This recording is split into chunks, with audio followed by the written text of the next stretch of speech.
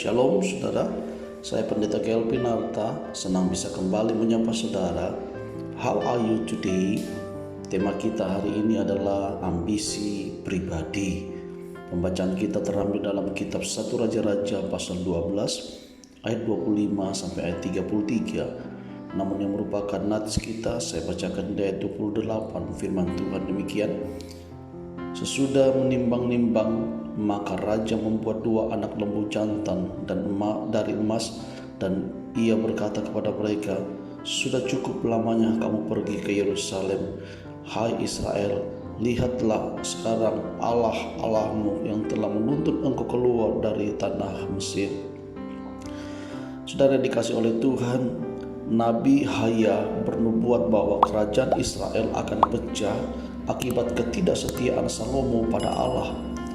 Yerobeam akan jadi raja atas 10 suku Israel di dalam 1 Raja-Raja 11 ayat 31 dan 33. Ia pegawai Salomo yang tangkas dan rajin, lalu diangkat jadi pegawas dalam 1 Raja-Raja 11 ayat 26 dan 28. Saudara, hal itu digenapi setelah Salomo wafat dan Rehabeam anaknya memerintah.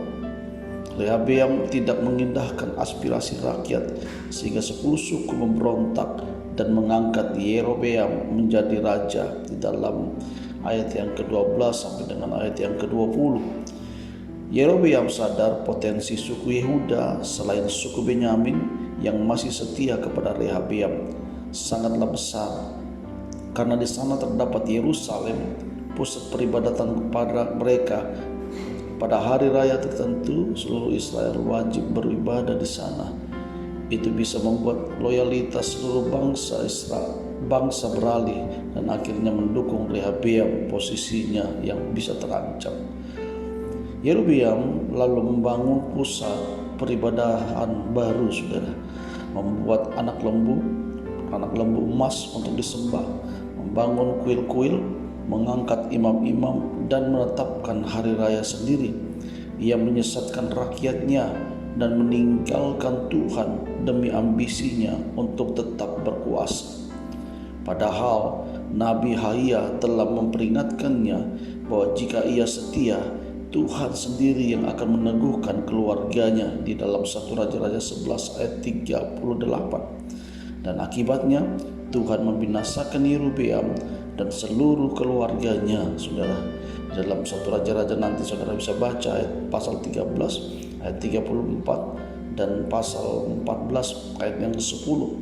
Saudara yang dikasihi Tuhan, jabatan dan ambisi pribadi bisa membuat kita jabatan dan ambisi pribadi, saudaraku yang dikasihi Tuhan, bisa membuat kita melanggar kehendak Allah. Namun hendaknya kita ingat bahwa jalan yang demikian akan berakhir dengan kehancuran dan kebinasaan. Karena itu saudara, janganlah kita memelintir kebenaran demi ambisi pribadi. Apa yang kita dapatkan dari renungan How Are You Today hari ini adalah demi ambisi kita bisa mengupayakan segala cara, tetapi yang terbaik adalah melakukan menurut cara Tuhan.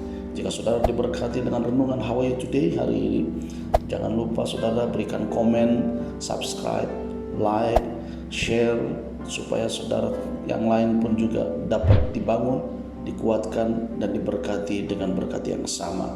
Saya Pendeta Kelvin Arta. Tuhan Yesus memberkati kita. Amin.